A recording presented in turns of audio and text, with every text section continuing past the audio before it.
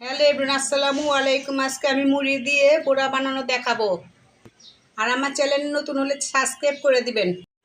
ঝালমুড়ি বড়া বানাবো। ঝালমুড়ি বড়াতে বানাতে লাগবে আমার মুড়ি, বেসন, লবণ, মরিচের গুঁড়া, পুদিনা পাতা, চাইলে আপনি ধনিয়া পাতা দিয়েও করতে পারবেন, আর পেঁয়াজ, কাঁচামরিচ এগুলো দিয়ে আমি বানাবো।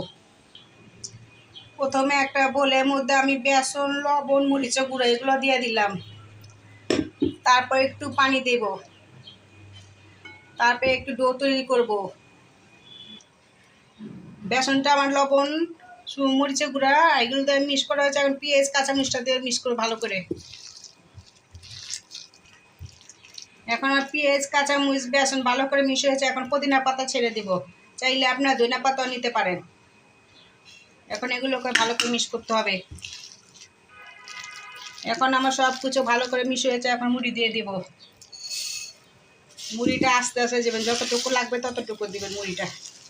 এখন সব কিছু ভালো করে মিক্স করব। সব কিছু উপকরণ আমার ভালো করে মিক্স করা হয়েছে। এখন তেলে ভাজবো। তেল গরম হয়েছে না, একটা একটা করে ছাড়বো।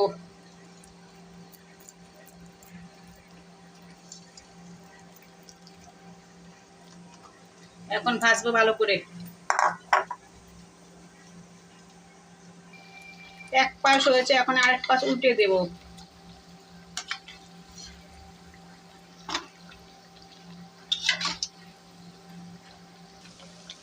উল্টে পাল্টে আমার ভালো করে সবগুলো ভাজা হয়েছে। এখন ভালো করে তেল ঝরিয়ে উঠাবো।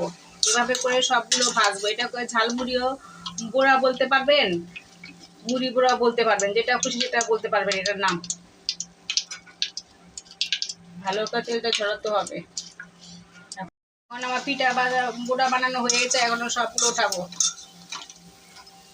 ভালো করে তেল ঝরিয়ে নিব। এখন হয়েছে, এখন পরিবেশন করব। হয়ে গেছে আমার ঝালমুড়ি বড়া বানানো। এভাবে বানিয়ে খাবেন, ভালো লাগবে। আর ভিডিওটা ভালো লাইক, কমেন্ট, শেয়ার এবং নতুন হলে সাবস্ক্রাইব করবেন। আল্লাহ হাফেজ।